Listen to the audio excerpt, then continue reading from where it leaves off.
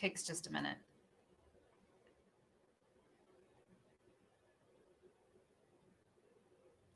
Good morning and welcome, everyone. Thank you for joining us this morning for preparing for 2021 new laws and regulations. Throughout the presentation, please be sure to type your questions into the Q&A feature all the way on the right side of your screen. You can use the the chat portion, but that's just to communicate amongst yourselves or to communicate with moderators. Otherwise, put your Q&As, questions that you would like Pat to answer for you, over in the Q&A portion. The last 10 minutes of the session is going to be devoted to Q&A. Thank you to all our Ag Labor Forum sponsors for their support, and our presenter, Pat Moody, who is also a sponsor. Pat is a shareholder with Barsamian and Moody, a law firm dedicated to representing employers. Mr. Moody provides solutions and advice for complying with the statutes and regulations relating to labor and employment law from day to day up to large-scale class action wage and hour litigation, as well as handling union organizing campaigns and collective bargaining agreements. Mr. Moody earned his undergraduate degree from the University of Florida and his Juris Doctorate from, with honors, Western School of Law. So go ahead and begin, Mr. Moody. Thanks, Erica. I appreciate that. I know we said we were going to leave 10 minutes for questions at the end. As they come up, I will try and answer them as we go along, so at least they're kind of timely, and we'll be able to answer questions as they come along. So don't feel like you have to wait until the very end to ask questions. I'll be happy to try and answer them as we go along. For those of you who don't know, the beginning of every year is a new challenge for us. The legislature enacts laws every year, and usually they go into effect as of January 1 of the following year. And so every January 1, we have a whole slew of new things that we need to be worried about coming out of the 2020 legislative session. So we're going to talk about some of those things today. There's a lot of stuff in here. I don't know that we'll get through all of it.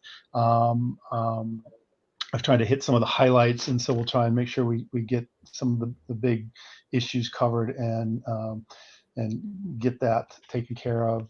So you've got at least the biggies. You will have the material that you can see, and it includes everything that that maybe I won't be able to get to if we can't get to. Just a quick little legal disclaimer. I'm not actually providing legal advice today. These are complex issues, and little brief summaries don't quite do the trick. So to the extent that you have questions, you can contact me or your favorite labor attorney and get your questions answered. Here's some of the things we're going to talk about. Wage and hour updates, always an interesting thing. Wage and hour has sort of taken over California labor law in the last few years, and my practice has changed a lot in recent years to primarily now a wage and hour defense. It's kind of crazy how much that has taken over. We're going to talk about some sick leave issues, some CalOSHA updates, workers' comp updates, and some other assorted things. There's one vetoed bill I wanted to mention at the end. If we get to it, I'll mention that. It's sometimes nice to know what's out there that they're thinking about that got vetoed that may come down sometime later. So maybe we'll touch on that if we have time at the end. I know that there's other speakers covering some of these topics, and so we're not going to go into a lot of depth on some of these things because I know that there are other people doing whole sessions on some of these things. So we'll touch on them and move on and get you some info that hopefully you can use and follow up on. So let's start with wage and hour updates. As we know, the minimum wage has been increasing over the last couple of years, and we're headed towards $15 an hour for all employers. There's two tracks. There's large employer track and small employer track. If you have 26 or more employees, you're on the large employer track, 25 or fewer employees, and you're on the small employer track. So next year, January 1, 2021, the minimum wage for large employers will be $14 per hour. For small employers, it will be $13 an hour. So $14 an hour if you're a large employer, $13 an hour if you are a small employer. And so you want to make sure that your employees are getting that amount every hour that they work. So they have to receive that amount per hour for every hour that they are performing compensable time work for you. This changes also the exemption minimum salary requirement for your exempt employees. So to be an exempt employee, there's two things that have to come into play. One, they have to perform exempt duties. So they must perform more than 50% of their time exempt duties, direct supervision of employees, running the business, making independent decisions that have significance to the business. There's all sorts of things that are considered exempt duties, but people who are doing the same kind of work as the people they're supervising. So, if you have a crew lead who transmits instructions back and forth between the employer and crews, for example, but they're actually working alongside the crew when they're not, transmitting the instructions. They're just working alongside the crew. That's probably not exempt duties. So we want to make sure that we're paying those people properly. They are not exempt. They would be entitled to hourly employment. The other part of the exemption is the salary basis. So employees to be exempt must get a salary. If you're paying them hourly, they're not exempt no matter what. They have to be paid on an hourly basis or a salary basis. They can't be paid hourly. And the salary requirement is tied to the minimum wage. It's a multiplier of the minimum wage. So as the minimum wage increases every year over the next couple of years, the salary requirement for your exempt employees increases as well. And so it is next year for your large employers, again, 26 or more, $58,240 per year that you must pay. I'm going to apologize in advance. There's actually a guy with a leaf blower about right outside my office. So I apologize for that. We'll let him walk past. It's raining in Fresno today. That's great. We're having some rain and they're using a leaf blower. I don't quite understand, but anyway. He walked by, so we're good. So large employers, $58,240 per year. Small employers, $54,080 per year. So as the minimum wage keeps going up, you want to make sure you're double checking your exemptions, your exempt employees, and making sure that they are receiving a sufficient salary to meet those requirements. And again, it is going to continue to go up until we're all at that $15 per hour minimum wage, and then it's going to fluctuate. It will be some sort of multiplier based upon cost of living, and there's a whole series of calculations that will go in each year, but you'll have to make sure January and every year you check and make sure what is the minimum salary that you must pay so that your employees are exempt. Another big thing that we're talking about in ag, of course, is overtime, and this came out of the AB 1066. I'm really sorry if this leaf blower is too loud, but there's not much I can do about it right now. I'm sorry. So we've got the ag overtime, the hours that are straight time are reducing until we get ultimately to 8 hours per day, 40 hours per week. And again, it's divvied up between the difference between large employers and small employers. And I'm really sorry, the leaf blower is right outside my office. So as of right now, we've got the, I'm sorry, please go away, please go away. I'm really sorry about this, gang. Okay. So for large employers right now, this year, 9 hours per day, 50 hours per week. Small employers, you're still at that 10-hour per day overtime rule. Starting next year, large employers will be at 8.5 hours per day, 45 hours per week. Small employers will still be at that 10-hour day. The following year, January 2022, large employers will be down to 8 hours per day, 40 hours per week, and small employers are continuing that trend, half an hour per day, 5 hours per week until January 1, 2025, when they will be at 8 hours per day, 40 hours per week, and then ag will be paying the same overtime or be subject to the same overtime rules as everybody else. So you want to make sure that you're looking at that next year for you large employers, 8.5 hours per day or 45 hours per week. I get questions a lot of times about overtime when it's that from ag employers who aren't used to that difference between the day and the week, and you don't pay both of those. You pay one or the other. So if daily hours are counted and paid as daily overtime, they do not count towards weekly overtime. So you want to make sure you don't double up and pay the same hours overtime twice. So you want to make sure that you're looking at daily hours as overtime, and then if they are not paid, the week adds up over 45, and there's not daily overtime, then you're going to pay the weekly overtime. So just make sure you're cognizant of what's happening in terms of overtime, and then you small employers are going to have to start worrying about that, not this coming year, but the following year. Here's a new one that's been much in the news lately. AB 2257 has amended the AB 5 independent contractor law that everybody was talking about recently, where we've had this big change in how they view independent contractors versus employees. And there was a ballot measure this year in California that did not pass. So they are, there's this whole uproar over who is an employee and who is an independent contractor. The state does not like for employers to be able to say that they have independent contractors. They want to say that everybody who does work for you is an employee. If they're employees, then you have to pay workers' comp insurance on them. You have to pay employer share taxes on them. They have to deduct the payroll taxes for them. So it's to the state's advantage. They get more tax money for everybody that's considered an employee versus an independent contractor. So the AB 5 came into play. Like I say, there's been legal challenges to that in the courts. There's now been a ballot measure. It's kind of a mess right now. So the big thing you really need to take out of this, first, this AB 2257 was effective. This was one that's effective immediately upon the governor's signature. So when he signed it on September 4th, this past September 4th, it became law. So that's one that they did not wait until January 1 to implement. It is in place right now. The big thing to take out of this stuff is, I'm sorry, I was going to see if there's more on the next slide, is you want to check everybody that you issue a 1099 to as an independent contractor and determine, are they actually still an independent contractor, or are they really an employee?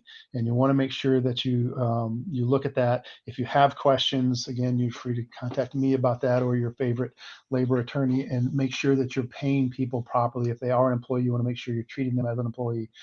If they can be an independent contractor, you want to make sure that you've got proper contracts in place that establish that and confirm that they are in fact an independent contractor.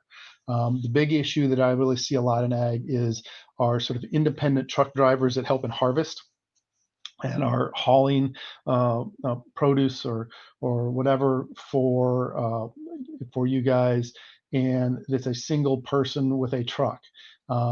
There was a lot of attempts by the California Trucking Association to get that exempted from this, and they could not get it exempted. So the state thinks that these independent truck drivers are independent contractor or employees, not independent contractors. And so that's one of those things that you really have to look at that area and see, how are you treating those kinds of people? But anybody that you are treating as an independent contractor and given a 1099, re-look at those people and make sure. It looks like we do have a question. It's an overtime issue. 5 days at 8.5 hours equals 42.5 hours. Can employers schedule workers to come in for 2.5 hours on the 6th day? Can workers be penalized for failure to report if they call in multiple times on the 6th day? So I guess the question is can you schedule a short day on Saturday, for example? If Saturday is your 6th day, can you schedule a 2.5 hour shift? And the answer is yes, you can. You can schedule a 2.5 hour shift so that those people will not have worked more than 8.5 hours per day in that week. And they will also not have worked more than 45 hours in that week. So they would not be entitled to overtime. Now, this shifted a little bit and say that on Saturday, they have to work for 5 hours. So they've worked 8.5 hours Monday through Friday. They come into work on Saturday. You schedule Saturday, it's 5 hours. They are now at 47.5 hours or 47 hours. So they would be entitled to 2 hours of weekly overtime because they've gone over the weekly overtime. The other example that we can sort of play with that a little bit is if you have 5 or 4 days at 8.5 hours, but one day is 9 hours, right? Now they're going to have a half an hour of overtime on that day where they worked 9 hours. And again, this is if you're a large employer. So then the second part of that question was, can workers be penalized for failure to report if they call them multiple times on the 6th day? So let's say you're scheduling 8.5 hour days. All Monday through Friday. On Saturday, you're scheduling 2.5 hour shifts, and a person doesn't want to come in for 2.5 hours. So they keep calling in, oh, I'm sick, I can't come in, my car broke down, whatever it might be. Can you discipline that person for failing to come in and repeatedly calling in? Yes, you can. There's no difference between that and if they fail to call in or fail to report on a regular day. You are allowed to schedule shorter shifts. You can schedule a 2.5 hour shift. You can do that. And if they fail to come in, then you can discipline that person for that. Okay, so good questions there.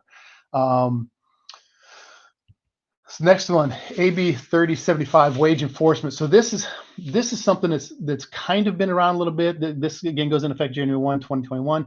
This allows and codifies that local jurisdictions, so a city, for example, can enact wage and hour laws that are more stringent, more advantageous to the employee than what the state allows. And so we've seen that in a couple of places, particularly in terms of the minimum wage, where we've got different cities that have a higher minimum wage than the state. So I know, like Los Angeles had a higher minimum wage, San Francisco had a higher minimum wage. There's a number of cities in California that have a higher minimum wage than what the state has. And this codifies that is allowed. The other part of this AB 3075 is that it prevents a judgment debtor from avoiding judgments for wage and hour issues. So let's say you've got an employer who gets hit with a wage and hour claim. They go belly up and say, we're out of business. You can't get anything from us. We're gone. They're Bob's farm labor contractor, and they open up tomorrow, under the wife's name. Now we're Susan's farm labor contractor, but it's the same company. It's the same owners. It's the same managers. It's really the same. It's just a different entity. What this says is you cannot do that. If you do that, the new company is going to be liable for the wage and hour judgment that was against the prior company. And we've got a couple of things here, how they define the successor: same facilities, same workforce, same owners or managers, employs the same person who controls wage and hours, or it says this is not an and, this is an or, operates a business in the same industry and has an owner, partner, officer, or director who is an immediate family member of any owner, partner, officer, or director of the debtor.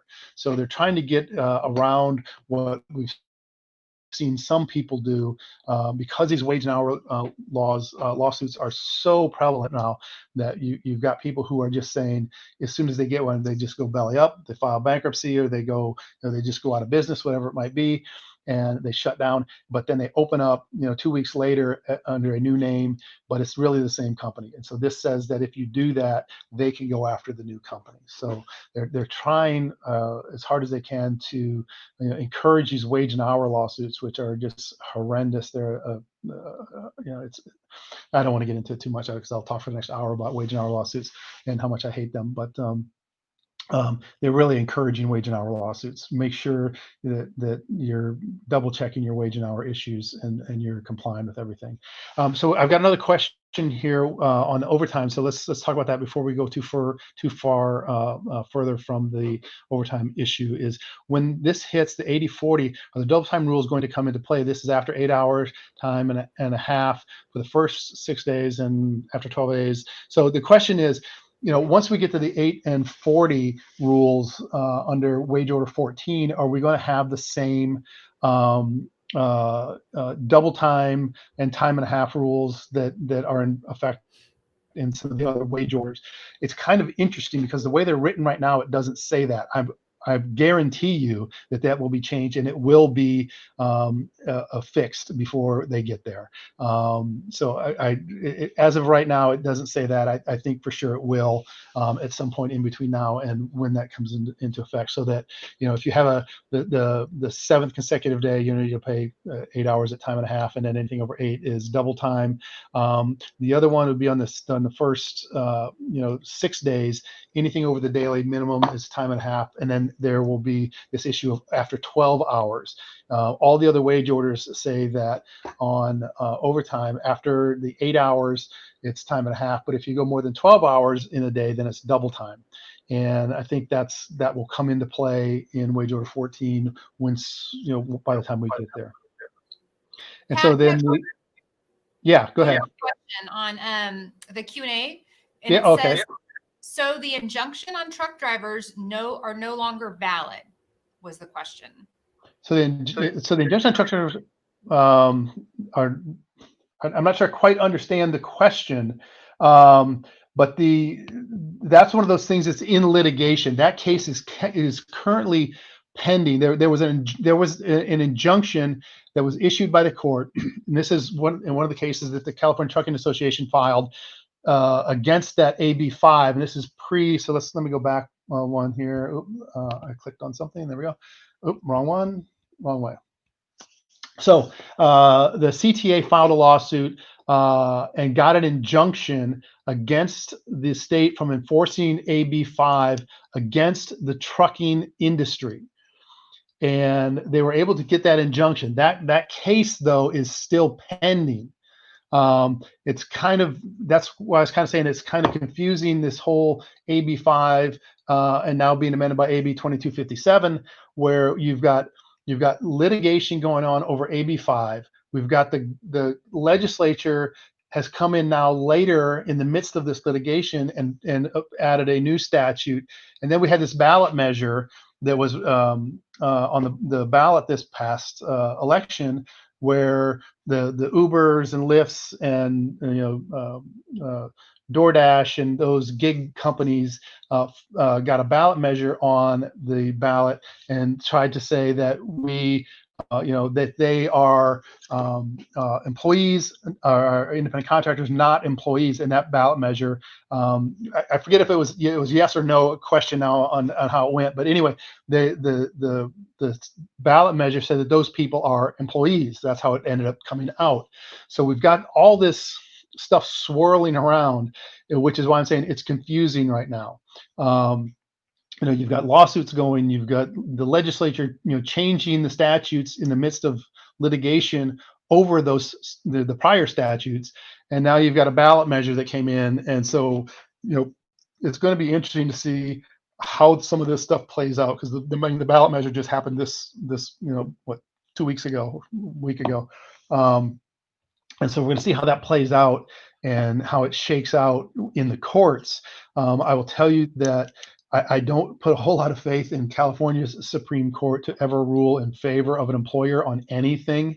I don't know if Erica has a different opinion of our California Supreme Court, but they don't seem to be very employer friendly. Yeah, they don't ever seem to rule in favor of employers on anything, and so it'll be interesting to see how that plays out. But there's a lot of stuff going on in that area. And so what I encourage you to do is to check and make sure that anybody that you're issuing a 1099 to is truly an independent contractor and is not an employee. So double check that and just try and be as safe as you can. So another question on the salary basis test is, does a salary of $58,000 include compensation benefits like medical insurance? No, it does not.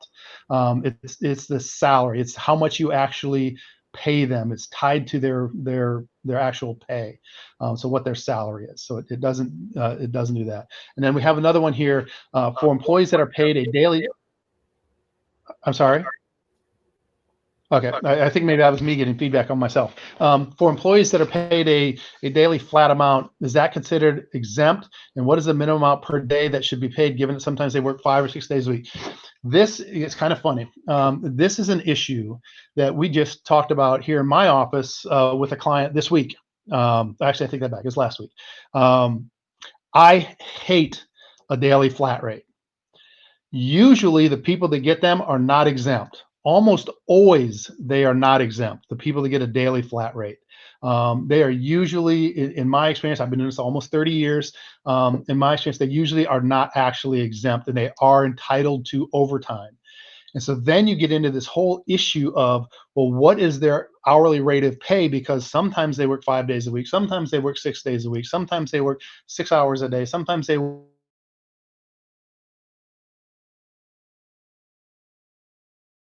things that I think some people, that I think a lot of people forget, is that when you pay somebody and you issue them their check stub, there's actually a state law that says that your employees have to be able to look at their check stub and figure out how they got paid, how their their net amount was arrived at. And so we had a client ask us this the other day: we've got a day rate people. So this was a grower who was dealing with their FLC, who had crew bosses who were getting a day rate, but they had a screwy system where they got a guaranteed amount of hours. If they worked more than 6 hours a day, they got paid for 9 hours a day, regardless of how many hours they actually worked. If it was 6 hours or under, they got paid an hourly rate. But if they worked 6 hours or more, they got paid. It was calculated as a guaranteed number of hours, but it was paid as a day rate. And so they're like, well, how do we figure the overtime? And so one of the things I came back to them was, well, here now you have the payroll department of the FLC, the payroll department of the grower, and myself and my partner, who between us have 70 years of experience in wage and hour law, trying to figure out what's the proper way to pay overtime. There's no way that meets the standard that they have to be able to look at their check and figure out how they're paid. So I hate flat rates. Usually those people are not exempt, is because, and the question sort of says, is paying a flat rate make them exempt? And remember that there's always that two-tier portion in the exemption. Are they getting a salary? And a day rate would be considered a salary. A day rate would qualify as a salary, presuming that they get the same amount every month. Okay, so it has to be based on a monthly basis. Then the other portion, though, is are they performing exempt duties more than 50% of their time? And so that's totally unrelated to how much they're paid. It's what are they actually doing on a daily basis? And in my experience, people who are paid a day rate, crew bosses, that kind of stuff, are almost never exempt. It's very rare to find a situation where that person is truly exempt, and they almost all are entitled to overtime. So I hate day rates. They're very confusing in calculating the proper pay. It confuses the employees. It confuses the payroll department. It confuses everybody. So that's my rant on day rates. I don't like those. So there we go. So let's move forward a little bit. So we talked about this. Let's talk about AB 1947. So they have drastically extended the period for when people can file a claim with the California Labor Commissioner. It was 6 months. It's now 1 year. They've doubled it. So they can wait up to a year to file a claim with the California Labor Commissioner for wage and hour issues. This also allows courts to award reasonable attorney's fees to plaintiffs who bring a successful whistleblower claim. So if somebody files whistleblower claims, which seem to be very popular nowadays, everybody wants to be a whistleblower on this, that, or the other thing. This says that they can award attorney's fees to successful plaintiffs. This is just one more area where they're rewarding plaintiffs' attorneys who go out and file these claims, because they know all they have to do is prove a little violation and they get lots of attorney's fees. The attorneys who file plaintiffs' wage and hour claims spend lots and lots and lots of money getting people elected who will write laws like this. And we see this throughout the wage and hour arena in California, where we've got more and more and more areas where plaintiffs' attorneys can recover fees. That's all these things are about. They don't care about the employees. They don't care what the employees recover. It's all about attorney's fees. And so this is just one more example where they've gotten somebody to write a statute that allows them to get more attorney's fees. This goes into effect January 1 of 2021. This was vetoed last year, but this year passed, so they were able to get it through this year. So I have a follow-up question on the day rate. If we don't pay them a daily rate, can we pay them a salary during the season, then hourly during the off season? You can change the pay, assuming that what they're doing changes. If you are changing their pay just to avoid paying overtime and nothing else changes, there's a way under the law they can say that that's kind of a subterfuge to avoid paying overtime. So if nothing else changes, but let's say you have somebody who, during the off season,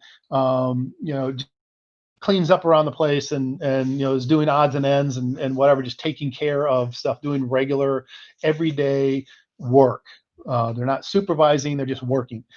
But during the season, they are actually supervising crews and they're directing work, and they're making decisions on what gets done and where it gets done and who's doing it, and they're not doing the work that's being supervised. That's different work.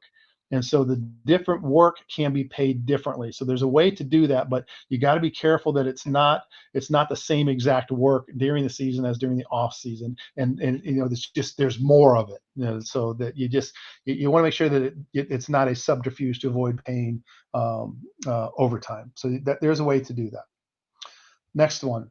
Sick pay and time away from work. So let me go back. Is there any other questions on wage and hour before we move on to the next section? Okay, let's move on then. Sick pay and time away from work. In this time of COVID, there's been a slew of things. If you're on my email list, you've gotten all kinds of email updates on COVID. I'm sure Erica's office sends out stuff like that too. CFLCA sends stuff out like that. All throughout the industry, we've got all kinds of people trying to keep you updated on COVID and what's going on with that. So there's a lot of stuff that went into effect here. The big thing, I think, with regard to COVID sick leave and COVID sick leave pay, both on the federal level, if you've got fewer than 500 employees, and on the state level, if you've got more than 500 employees, and that is that they are both set to expire at the end of next month. By their language, they are going to expire on December 31, 2020.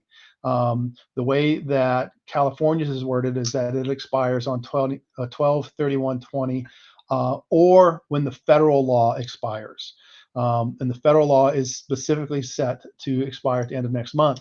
If anybody thinks that's not going to get extended, I've got a bridge to sell you. It will, in fact, get extended. I can't imagine any way that it won't, but it will, in fact, I believe, get extended. If it doesn't, I will be 100% surprised, and I'll come back and tell everybody I was wrong. But I think that will get extended. So AB 1867 sort of codifies some of the executive orders and other things that Governor Newsom put in place. And so there was a court challenge to his ability to do that, and the court said, no, you can't do that. But the legislature has now changed the law so that the legislature is allowed to do that. So this stuff is in place.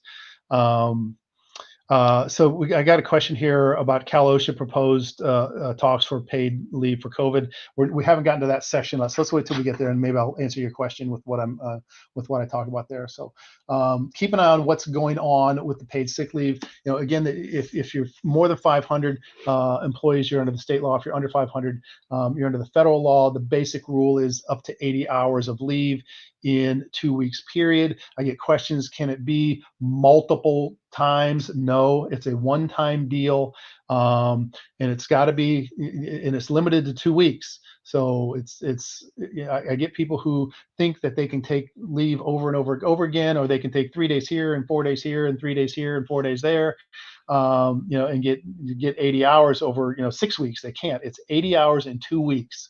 So you want to make sure that you're tracking what they're doing. And the state has gone out and is auditing people on how they're complying with this leave law.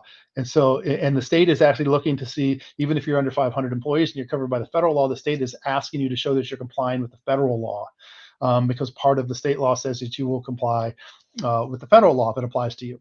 And so they are able to say, are you applying the federal law correctly, or are you applying the state law correctly? The state can check both of those. And they are auditing people and asking follow-up questions. So you want to make sure you are documenting this stuff, and that you are keeping track of, who's asking for sick leave, and how much you paid them, and how long they were out. Those are the kinds of questions that the state is asking. How many people have asked for leave? How many people got leave? How much have you paid in COVID sick leave pay? So you want to make sure you're tracking all this stuff and making sure that people are, you can control that they're getting their 80 hours in 2 weeks, and not trying to get 80 hours over 4 weeks or 5 weeks, whatever like that.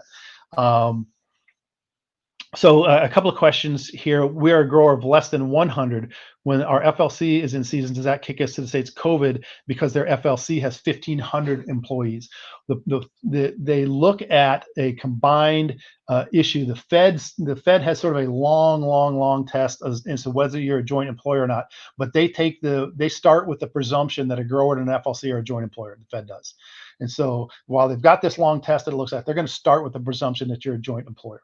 And so I would say that they're going to say that in your situation, even if you're, as the employer, you've got 100 and you're covered by the federal law, the FLC comes in, they have 1,500, they're going to be covered by the state law. The nice thing is they're not all that different. The main meat of it is that 80 hours in up to 2 weeks.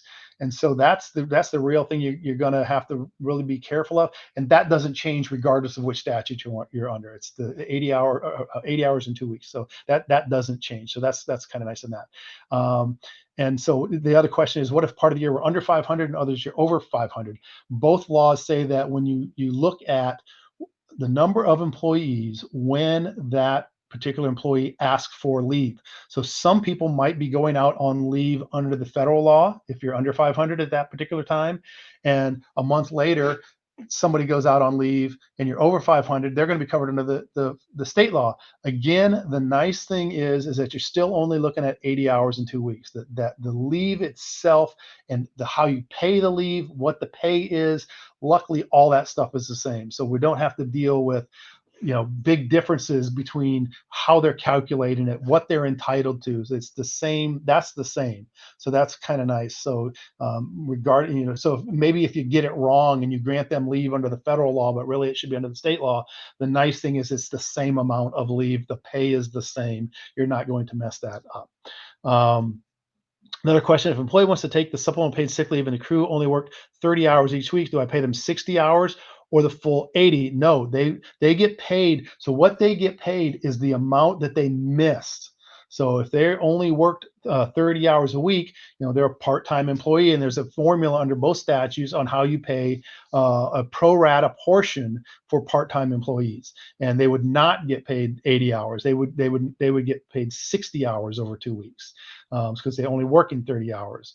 Now the other question here, this is a big question. Does the payroll tax purposes, does the state COVID applies to the same federal benefit? That is the big difference between these two statutes. You hit right on the big difference between the two statutes, is that the federal statute allows you to take a credit on the payroll taxes equal to the amount of paid sick leave that you have paid out. So you take a credit against payroll taxes and you don't pay those in.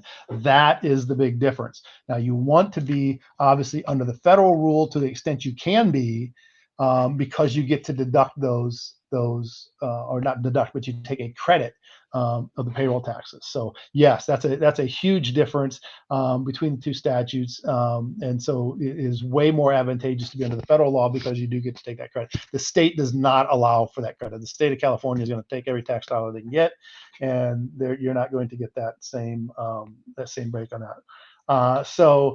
The question here becomes, if they only used a week waiting for results, are they not eligible for the other week at a later time? I don't believe they are. I think it's a one-shot deal. Now, I'll ask Erica if she's listening in still, if she has a different opinion. But my opinion is that you get one shot at it. You don't get to take it another week at another time. That's Right. my. I agree with you, Pat. And I know Department of Labor has specifically come out and said, now, of course, California is always different, right? But Department of Labor is coming out and saying, nope, it's a one-shot deal. It's supposed to be a one-shot deal, and if you miss, they missed 3 days, they went and got a quick test, and they found out they're negative, and they can come back to work. That's their deal. That's it. They're done. It's a one-shot deal until they change something. It's supposed to be a one-shot deal.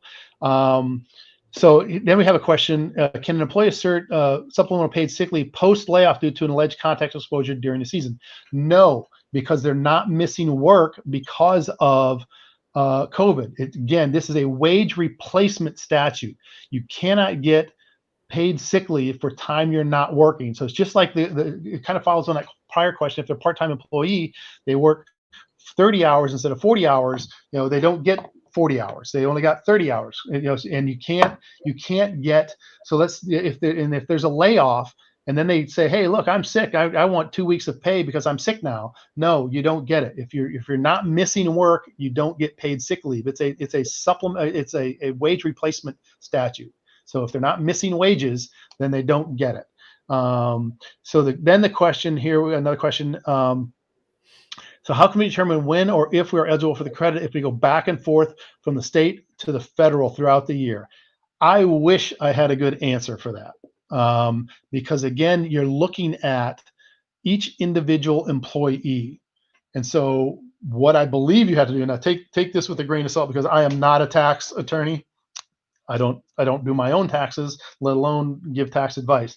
But when you look at each individual employee, you want to determine which statute are you under, because both statutes say you look at how many employees we have at the time that employee goes on leave, and so you want to track them.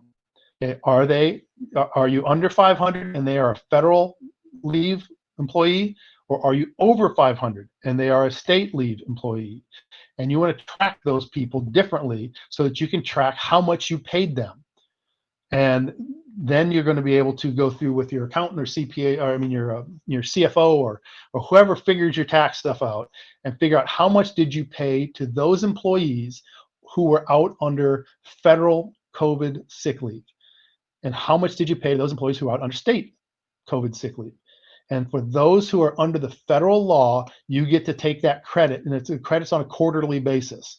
And so you're going to have to track them differently by which statute they are out on leave under. So how you do that internally is going to be up to you to figure out how best you can do that, but you're going to have to track them differently and say, this one is federal, this one is state. I get to take the credit on the federal, I don't get to take the credit on the state one. You're just going to have to figure out a way to track that. Another question: does a COVID 80 hours have to reflect on the pay stub? Yes, it has to show up on their pay stubs. You have to show how much they've taken, and you're going to want to have a line item that says COVID sick leave pay, or whatever you want to call it, but you're going to want to have a line item that says this is how much was paid for COVID. Because remember, the state again is coming out and auditing people. They've sent letters to people saying, provide us this information. I've had clients who've gotten those letters. I've had clients who've gotten follow-up once they've responded to those letters. But they want to know exactly how much have you paid in sick leave pay due to COVID. They want down to the penny, how much have you paid? And so you have to have that information. So you're going to track that in your system, and it's going to show up like anything else. It has to be a line item on the check stub, so the employee knows, here's how my net pay was arrived at.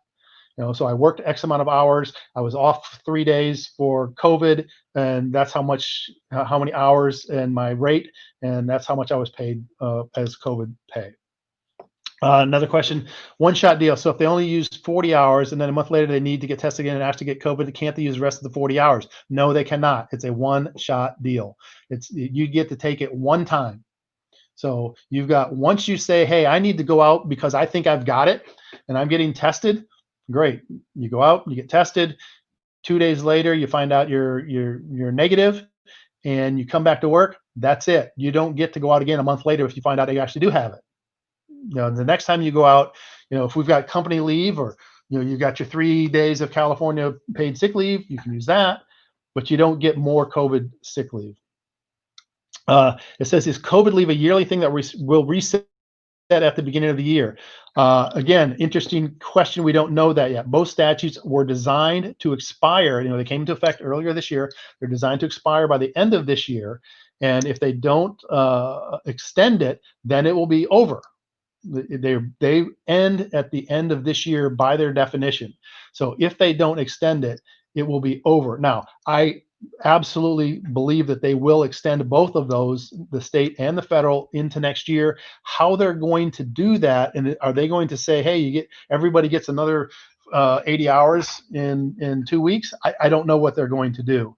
But as of right now, they're set to expire, so it's not going into next year. There's a one-shot deal. 2020, at the end of 2020, it expires and it's over. But I do believe they will extend it. I just don't know how they're going to do that. I haven't seen any discussions. We've had this election going on, so nobody in politics is actually doing any legislating right now. They've all been campaigning. And so once they get back to doing this, and it may be into next year where they'll redo it, and it'll expire for a month, and then they'll redo it and institute it again. I don't know how that's going to play out. I don't know. But we'll have to just see what they do that. So on a salary paid employee, is there a requirement job task list that we can obtain that qualifies you for the exemption? So I guess the question is there a list of exempt duties somewhere? There are all sorts of lists of what people think are exempt duties. And the problem is that there's no definitive list that says that. You're not going to find a list from the California Labor Commission, for example, that says these are, this is an exact exempt duty and this is not. Everything is fact specific to that individual situation. Now, I can tell you that there's certain things that are absolutely going to be exempt. I'm a licensed attorney. I'm by definition exempt. So, it doesn't matter. I'm exempt by definition. I'm exempt. We don't have a situation that says, hey, if your title is president and CEO, you're exempt. If you have a president and CEO who's out there with a shovel and digging trenches all day long and not doing anything else, that's not exempt duties. Even though the person's called president and CEO. So it's a fact-specific thing. There's lots of things out there that will tell you these are pretty much exempt duties and these are pretty much non-exempt duties, but it is a fact-specific question. And then the last one we've got here pending right now is the pay stub line item for COVID subject to fewer than or greater than 500 employees. No. So you want to make sure that that no matter how you're paying somebody, and if it's some sort of separate pay, you have to list it. So either the state or the Fed requirement, it doesn't matter. California as the state requires you to have a check stub that allows the employee to figure out how their pay was calculated. And if part of that pay is COVID sick leave, it has to show up as a line item on the check stub so that you can say, or the employee can say, okay, I figured out, I have XYZ on here, and that equals my net check. I know how much. I know how I arrived at the net number that I got. So it has to be on the check stub. Does the pay stub need to reflect a balance of how many COVID hours they have available to them? That's just kind of a tricky question, because one of the things that came into play was that non-food sector employers are required to show that on their check stub. The way that came into play, it specifically said non-food sector employers. It doesn't mention food sector employers. All of you, I'm assuming, or most of you at least listening, are food sector employers, and so that you would not be subject to that. I would tell you, do it anyway. Absolutely, positively do it, because the state's going to come out and say, did you do everything you could possibly do to let people know what their obligations or their rights were under COVID? That's one of the things that you have to do is let employees know what their rights are under COVID. And I think the state could well come out and say, well, even though we didn't tell you you have to do it, you should have. So I would do it. I know it's a pain to add more and more crapola to the pay stub, but I think a best practice is to add that onto the pay stub and make sure that there's no question employees know that they've got. Now remember, it's a one-shot deal, so it should say you've got 80 hours of COVID sick leave available until they take some, and then it's gone. They don't get any more, right? So it's a one-shot deal. So you want to, but I would say absolutely add that to the check stub, so there's no question you're doing everything you can possibly do to comply. All right, so we've talked a lot about this. So this is just kind of how you pay it. So there's more stuff on here. Let me go back before I move on. Is there anything else anybody wants to talk to about COVID? I know that was kind of a big subject. And if there's any last questions, type them in real quick and I'll answer them. Otherwise, I'm going to move on to another topic. We've only got 10 minutes left, and we're not going to get through all the material, obviously. So, but I'm fine with that. You can read it. It's there. So the question is, we can remove the balance once they use it. So like they only use 24 hours of the 80. I think you can, because if you say that, hey, there's still, 60 hours available, 56 hours here, there's still 56 hours available, then they're going to say, hey, I've got a right to take 56 hours, but they don't. It's a one-shot deal. So I think you can remove that, once they've used their time. I think you can remove it from the check stub. They no longer have it. We'll have to see what happens again, next year. When they invariably extend this, what's going to happen? How are we going to do that? Is unused going to carry over to next year, or everybody going to get a new 80 hours? I don't know what they're going to do. I've heard no discussions of what they might do in that arena. So we'll see. Next question: can employees cash out the COVID 80 hours? If you let them, you can, but it's not mandatory. It's not like vacation that has to be paid out. It's not something like that. It's to use to take sick leave, and if they don't take it, there's no requirement that you pay it out. Now, I imagine there are employers who will say, hey, that's one way I can retain employees that are not now going to go to my competitor. I'm going to tell them, if you don't use, if you've got leftover COVID hours at the end of the year, I'm going to pay those out. There's people that pay out paid sick leave that you don't have to. Somebody may do that, but you're not required to. Well, our company employee comes and go. Sometimes they work 3 days or even 1 day. So would they qualify right away for COVID sick pay? Yes, there's no intro period for COVID sick pay. They're entitled to it if they work sort of a screwy schedule. There's a formula for how you calculate how much they're entitled to get. But there's no lead-in time. That's one of the things they changed because the federal one is part of the Family Medical Leave Act that had the whole, you have to work for a year and 1,250 hours. They took that out for the COVID section. So it's right away. So if we've been allowing them to complete the federal hours in 2 different occasions, is there a penalty? No, there's no penalty, but I'll tell you what, there is a potential that the IRS might come back and say, well, hey, you can't take the deduction or the credit on the second one. That's what I would worry about, is the Fed coming back and saying, hey, they're only entitled to take it, 80 hours in 2 weeks in a one-shot deal. If you allow them to take a 2-shot deal, hey, that's great on you, but you don't get to take the credit for the second time. I have not seen that. I'm not a tax person. I'm not saying that's what they would do.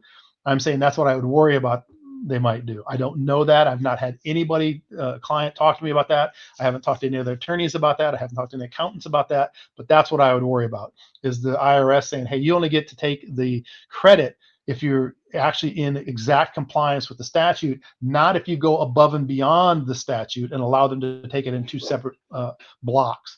I think that's what the IRS would say, but I don't know that for a fact. I'm guessing. I would talk to your tax professional about that and make sure that you're not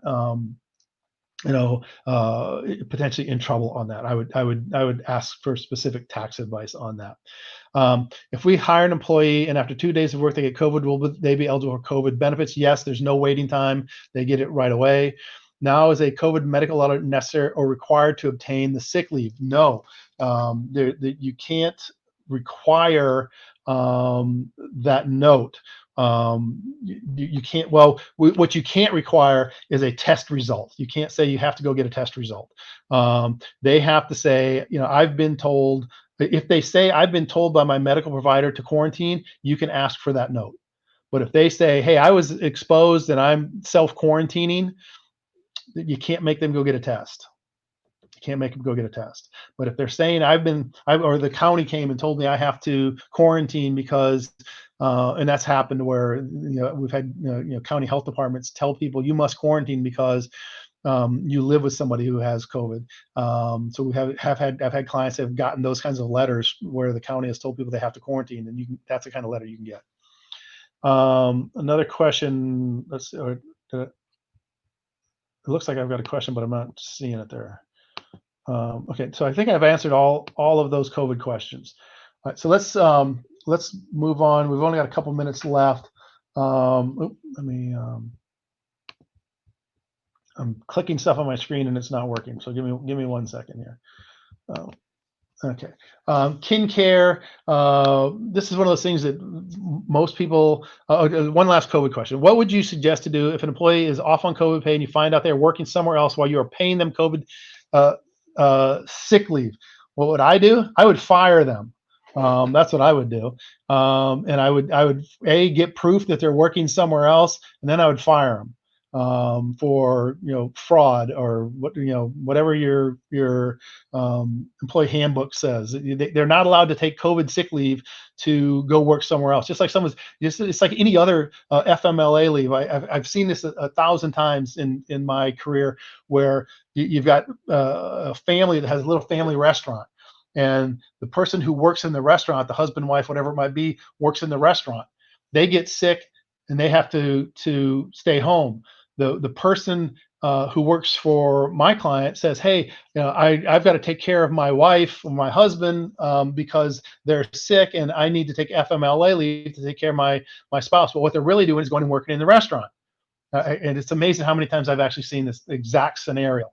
And what I always tell my clients to do in that case is fire them. They're not allowed to take leave to go work somewhere else. They're allowed to take leave if they're sick. They're allowed to take they're allowed to take leave if they're, one of the reasons for taking COVID leave, they've been told to stay home, they've tested positive, they're quarantining, whatever it might be, one of the reasons they're allowed to take leave, but they can't take leave to go work somewhere else. So if they do that, I would fire them. Absolutely. So back here quickly to kin care. This just says that the employee is entitled to determine when they use that. You can't tell them when they can use kin care. Kin care is that thing where they're allowed to take half of their leave, their paid sick leave, for purposes of taking a family member to the doctor or things like that. This is not a COVID issue. This is something else. So this is a huge one that we want to talk about. Probably the last topic we'll cover. SB 1383 takes the California Family Rights Act, which is sort of the state equivalent to the Family Medical Leave Act on the federal level, and says that instead of it being 50 employees, you have to have 50 employees to be covered. It now goes down to 5 or more employees. So every employer with 5 or more employees is now going to have to provide CFRA leave for 12 work weeks of unpaid protected leave to care for themselves or family member as required for a serious medical condition. This is a huge difference from the FMLA. On the federal level, which requires down here, the third bullet point, the FMLA says that you have to have 50 employees within 75 miles of the work site to be eligible for leave. That has been taken out of the state requirement. So now we're going to have drastically different leave laws between the federal and the state equivalent statutes here.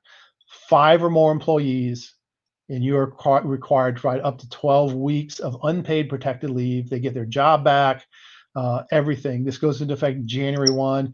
Update your handbooks to look at this. So what what this is going to play out into is that now people are going to be entitled to 24 weeks of leave. If they, well, I take that back. That's not going to work out. But yeah, if you're 5 or more, then they are going to get 12 weeks of leave. So very small employers are going to have to comply with this. My office is going to have to comply with this. This will be interesting to see how this plays out. But you're going to want to update your handbook to make sure that this is clear, and this goes into effect January 1 of next year. It's a huge, huge change in the law, and lots of people who never had to deal with providing this, very expanded amount of leave, 12 work weeks, and with a guarantee that they get their job back, their same exact job back after 12 weeks. It's going to be very difficult for a lot of people to deal with. Okay, so with that, I think I am at my 1 hour mark, and they're going to force me to stop talking. So I would talk for more, but I think I have to stop. Thank you. Fortunately, yeah, they're holding us to it today, Pat. They won't let us go nowhere. Yeah. No, great job, Pat. Thank you so much. You had a lot to cover and a lot of questions that you got through. The chat will remain open, I believe, after the session is even over. So if you have anything else or you want to go back to it, that will be there. And of course, all these presentations are recorded. So if someone missed it and needs to hear it, it'll be here for them to come back to for the next 30 days. So thank you so much, guys. I'm going to quickly go through here. Oh, no, you guys don't want to see my picture from Montana or Wyoming, but anyway, I was going to go to the last slide, which has my email and my phone number on it.